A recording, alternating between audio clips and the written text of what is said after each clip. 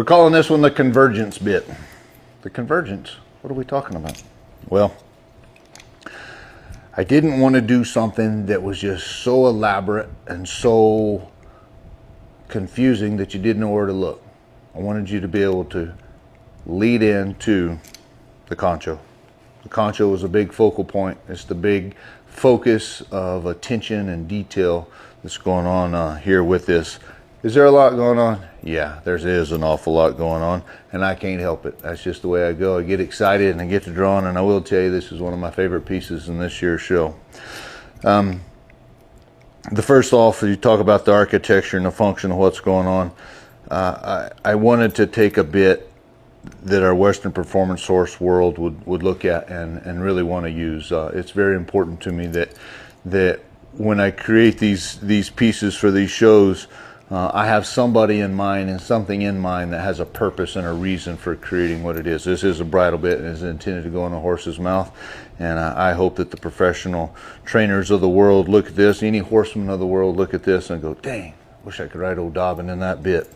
So anyhow, I've taken, I don't normally put a slobber bar on a bit, but starting to do a little bit more of that. Got a little teardrop in the center of it just for a little added deal, and then bring that over to the shank. I got some teardrops here coming out of the concho in the center, which we'll talk about in the middle. Just basic simple full overlays above and below the concho with some basic my style of fine English scroll engraving. Nothing out of the ordinary really going on there. I do have some interesting inlays kind of framing everything here, twisting. It starts out flat and easy, so that when you look at it this way, all you can see is basically a little dot, and then as it moves up, the bevel rolls over so that you can see more of the inlay. Just an added way to create movement and twist going on the shank itself. I got a little bit here on the top as well with just a hair bit of twist to it. Come down here to the concho, we got a lot going on. I wanted something that had dimension and movement, something that texture in a lot of ways.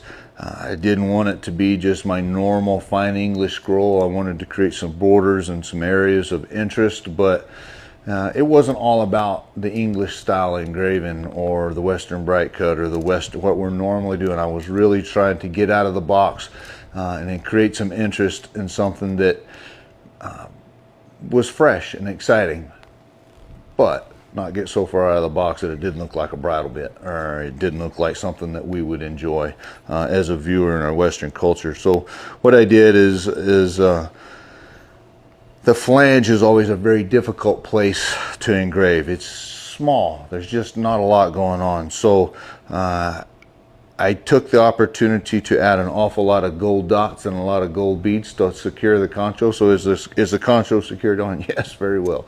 It's not coming off. Lots of little gold beads.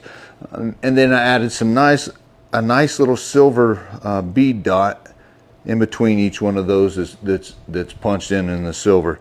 Then here along the edge, I've come in with some half round sterling wire and made a ring and put that, secured that around between the flange and the dome of the concho to create an extra added element of dimension, a little bit of separation, framework around the dome of the concho. And then in the concho here is where I really broke things down geometrically and created some different areas and canvases where flowers and leaves circle around a center flower with a gold dot in the middle of it, gold pod in the middle of it.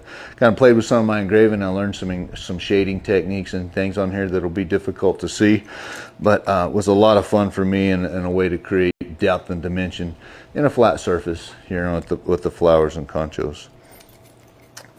This was a lot of fun. I can't wait to see where it goes and how it goes. And I hope it ends up in a horse's mouth in the show ring or in the pasture or somewhere and makes everybody happy. This was a real joy to make.